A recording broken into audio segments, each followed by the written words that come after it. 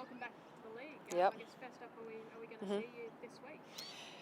Yeah, look, to be determined, I think. Just not that I'm keeping it under wraps. It's just obviously it's no secret I've had an ongoing issue with my ankle.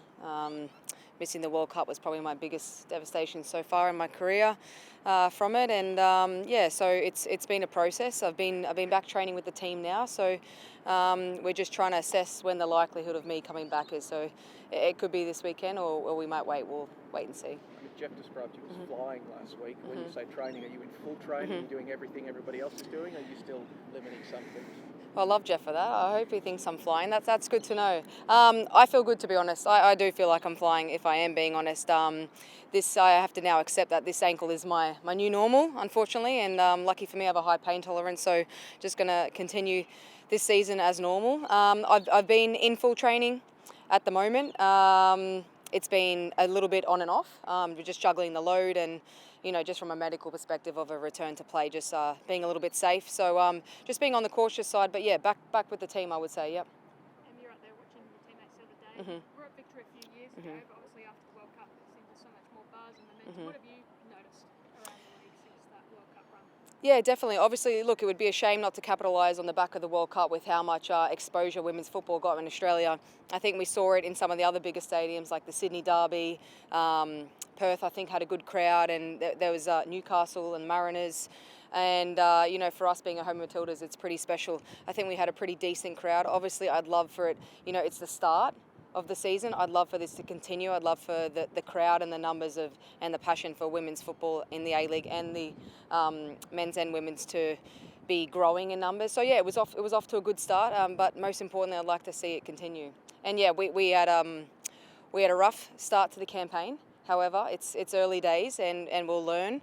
Better to make these early mistakes from the get-go. So we'll learn, and next week we'll definitely deliver. You mentioned the home of the Matildas. That is something that's changed since you were last with Victory. You're now in this elite facility, elite training facility with an elite gym, elite rehab stuff.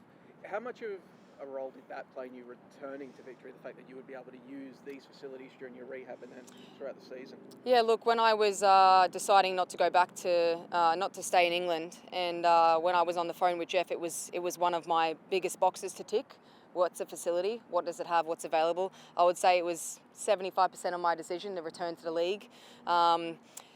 European football is unbelievable, but it's also, when you go overseas, it's an unknown. And for me, that was another reason of coming back to the league with good medical and good facilities, coming off the back of what was a tough injury and a tough time for me this last year. So it was important that I knew I was returning to staff who were top of the line in a medical team, going to get me back on the pitch, and a facility that was going to be available to me in the highest way possible. So when you go overseas, you don't know what you're going to get.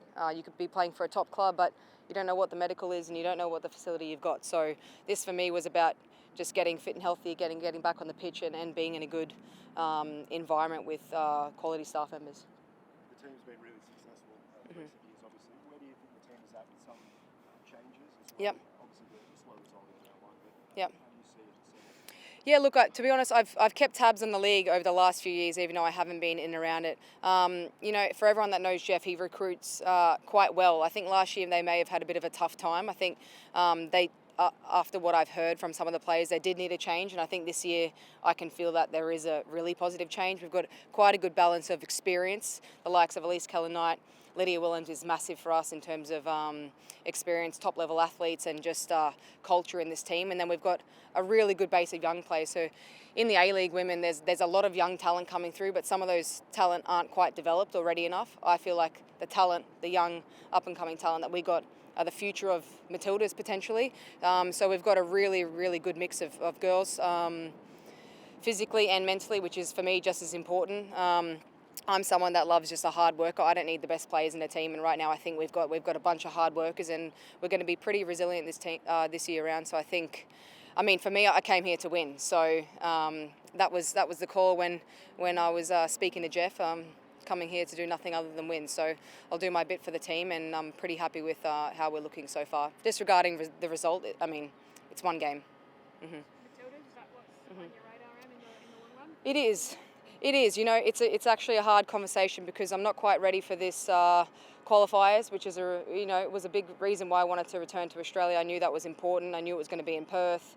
I love playing on home soil. This was a really hard one for me to detach from, but I'm not ready and I'm not there yet. So without putting too much pressure on myself, Matildas is obviously, is the heart and soul of why I play this beautiful game. But I need to just stick to the drawing board, small goal first, and that is perform in the A-League.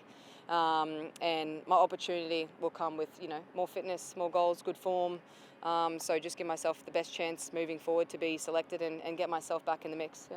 During the last World Cup cycle, Tony Gustafsson, he talked about at times players needing to be put in the best possible elite environment, and that often at the time meant moving to Europe. Yep. But now we've seen the investment that teams are making in the facilities, like moving into the home of the Matildas. It's a 22-week season now. Yep. It's a full home and away season. Do you think these investments that are being made are going to bring it up to the level now where these players playing in the A-League women are going to be able to contend for Matilda's selection a bit more? I mean, the players returning would suggest that. Yeah, look, it's a touchy subject, I think, because a lot of us Matildas still believe the best environment moving forward is European football. But I've been playing over in Europe for the last 10 years, so I've done my fair share. I know myself really well. I can thrive in any single environment.